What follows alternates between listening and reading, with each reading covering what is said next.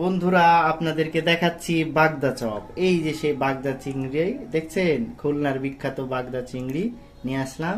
এখন আমরা চাচা ভাস্তা বাগদা চিংড়ি ভাজি করব, করে খেয়ে নেব। আপনারা কিন্তু আমাদের সাথেই থাকেন। কি মজা সেই বাগদা ঝোল! আহা হা হা হা হা! চাচা ভাজতে বাগদা ঝোল খাবো, কি স্বাদ, সেই স্বাদ। বন্ধুরা, এই সে বাগদা চিংড়ির ঝোল। বাগদা চিংড়ির ঝোল রান্না করছি। ঝোল আমি প্রস্তুত করে নিয়েছি। কড়াই যে ঝোল দেখছেন টকবক করে ফুটতেছে, এবার ওর মধ্যে আমি একে একে এই যে এই বাগদাগুলো আমি ছেড়ে দেব।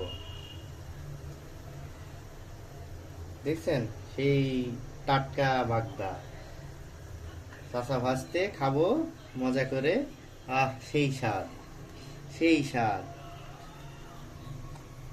বাগদাগুলো আমি ছেড়ে দিলাম। এবার ঝোলটাকে একটু আমি ঘন করে নিব, ঘন করে নিয়ে নামাই ফেলবো।